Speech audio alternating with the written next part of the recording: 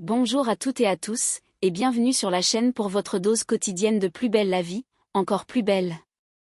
Aujourd'hui, on plonge ensemble dans l'épisode 336. Diffusé ce mardi 20 mai 2025 sur TF1, et attention, l'étau se resserre dangereusement autour de la juge Colbert. Dans cet épisode tendu et haletant, Ariane découvre que la menace est plus proche qu'on ne l'imaginait. La juge Colbert est-elle réellement en sécurité ? Et que cache vraiment Durieux derrière ses sourires mielleux ? Entre intimidation insidieuse, manipulation hiérarchique et tension à fleur de peau, le malaise devient palpable dans les couloirs du palais de justice. Mais ce n'est pas tout.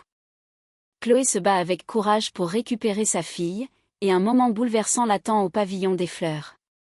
Du côté d'Apolline, l'amitié étouffante d'Augustin prend une tournure plus complexe. C'est parti pour le résumé détaillé de l'épisode 336 de Plus belle la vie sur TF1. Dans les couloirs du palais de justice, Ariane retrouve la juge Colbert à la sortie d'une audience. Elle marche à ses côtés, le regard sérieux, l'attitude prudente. « Madame la juge, est-ce qu'il y a quelqu'un, dans vos dossiers récents, qui aurait pu vouloir vous atteindre ? Une affaire sensible, une décision contestée. Une menace, même indirecte ? » Colbert secoue la tête. Calme. D'une voix posée. Aucune menace reçue. Aucun comportement suspect. Je suis très rigoureuse avec ma sécurité. Ariane insiste, un peu plus tendue. Vous courez toujours seule, dans les bois. Le jour de l'agression de sœur Caroline, vous étiez là. Vous pourriez avoir été la cible. La juge hoche doucement la tête, presque résignée. Je fais toujours le même parcours. Lundi et jeudi matin, à la même heure. C'est une habitude. Je ne pensais pas devoir la remettre en question. Au commissariat, Durieux convoque Patrick dans son bureau. Ton autoritaire, visage grave. La magistrate a été exposée. Ce genre de dérapage ? Si ça se reproduit, c'est sur nous que ça retombera. Patrick garde le silence, attendant la suite. Je vous demande de placer la juge Colbert sous surveillance rapprochée. 24 heures sur 24. À partir de maintenant. Patrick acquiesce, mais son regard s'assombrit. Il sait que les ressources sont limitées. Et que toute l'équipe va être mise sous pression. Et pendant ce temps, Ariane sent une angoisse monter en elle. Quelque chose ne tourne pas rond. Et elle commence à comprendre que l'ombre ne plane pas seulement au-dessus de Colbert, mais peut-être aussi au-dessus d'elle. L'enfer, parfois, commence là où personne ne regarde. Dans le bureau de Patrick, l'ambiance est pesante. Durieux n'est pas là, mais son nom plane comme une ombre au-dessus de la pièce. Patrick ferme un dossier et soupire. J'ai l'impression qu'Ariane se braque dès qu'on parle de Durieux. Elle devient agressive, méfiante, ça complique tout. Assis en face, Boé hoche lentement la tête, l'air préoccupé. Je vais lui parler. La calmer un peu. On est en pleine affaire sensible, on ne peut pas se permettre des tensions internes. Patrick le fixe, grave. Fais ça. Et surtout, fais-le comme tu sais faire. Pas en flic. En ami. Pendant ce temps, à la salle des associations du quartier, Blanche range quelques manuels d'alphabétisation quand Chloé entre. Sac sur l'épaule, l'œil déterminé. Je suis pas là pour faire des dictées, Blanche. Ce que je veux, c'est cumuler un max d'heures. Il me faut un contrat, un logement. Blanche l'écoute avec douceur, mais sans détour. Je comprends. Mais apprendre à lire, c'est aussi ça, se reconstruire. Chloé serre les dents. Je reconstruirai quand j'aurai ma fille avec moi. Elle s'installe à sa table, ouvre le cahier. Ses mains tremblent légèrement, mais son regard ne flanche pas. Elle est prête à tout. Pas pour elle. Pour sa petite fille. Au pavillon des fleurs, Chloé est installée sur une petite table, un stylo en main, le front plissé devant quelques lignes simples. Elle bute, s'agace, soupire. Mais Luna, assise en face d'elle, ne bronche pas. Le ton est doux, ferme, encourageant. On va y arriver. Et si Blanche n'est pas dispo, je prends le relais. Je te lâche pas, Chloé. Tu vas lire. écrire et récupérer ta fille. Chloé relève les yeux. Dans son regard, une gratitude discrète. Elle murmure, presque émue. Merci, Luna. T'es la seule à croire vraiment que je peux y arriver. À la résidence, Apolline peste en glissant son téléphone dans son sac. Elle vient d'activer le mode avion. Augustin commence à être lourd. Il envoie des messages, des mèmes. Des playlists. Il m'étouffe. Face à elle, Ulysse hausse un sourcil amusé. T'avais pas dit que c'était ton meilleur ami indétrônable? Apolline soupire. Ouais. Mais il ne pige pas les signaux. J'ai besoin d'air. Un peu plus tard, Augustin débarque à la résidence. Il semble plus calme, les épaules basses. Nisma le croise dans le couloir.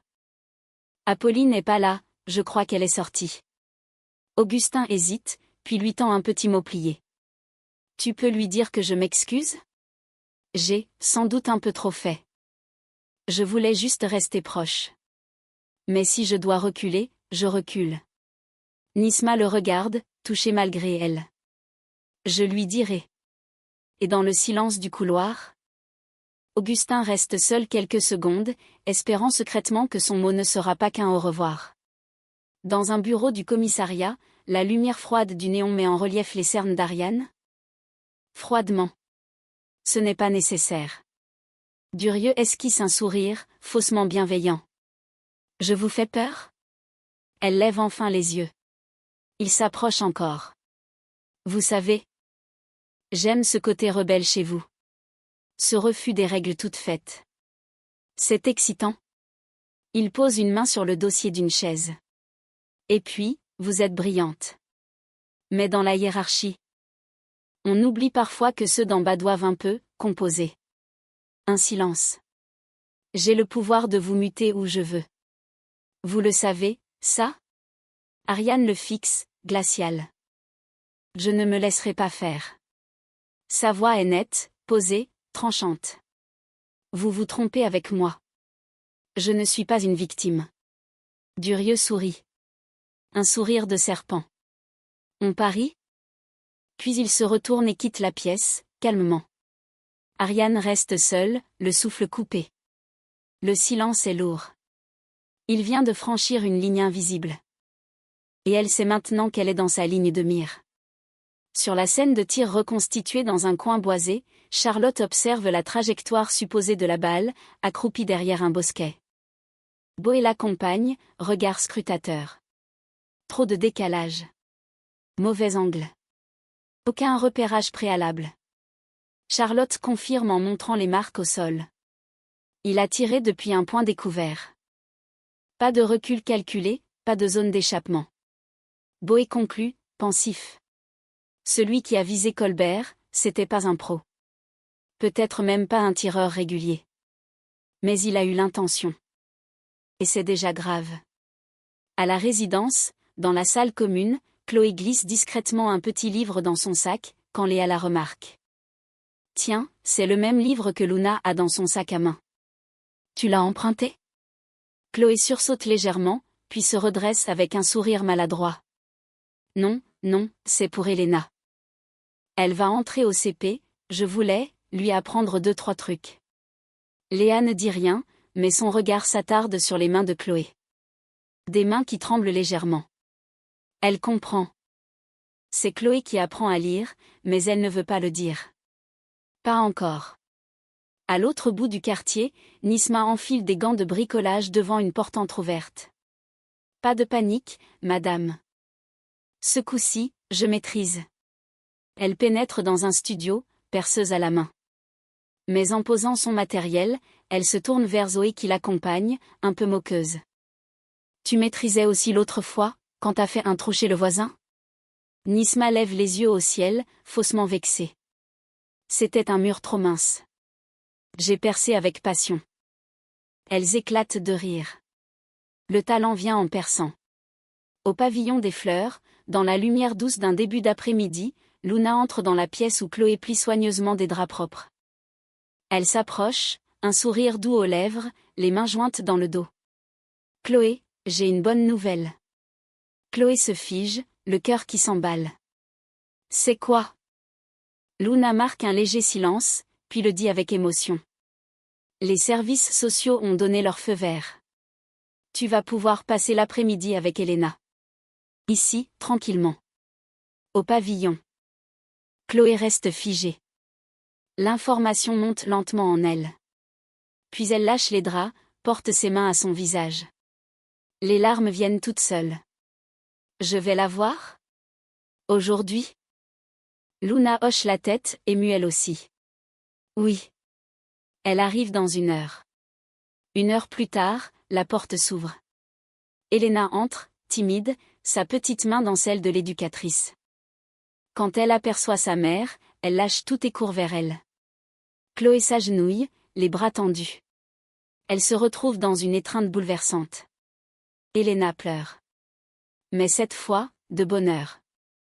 Tu m'as manqué, maman. Chloé murmure, le front collé au sien. À moi aussi, mon cœur. Tous les jours. Et dans cette pièce fleurie, le monde entier peut s'arrêter. Il n'y a plus que 2 battements de cœur réunis, et une première victoire vers la reconstruction. Dans les couloirs de la résidence, Apolline marche d'un pas rapide. Les yeux rivés sur son téléphone, qu'elle met en mode silencieux pour la 3e fois de la matinée. Augustin a encore envoyé des messages. Des photos, des idées, des plans de week-end, de colloques. De projets à 2. 10 000 choses.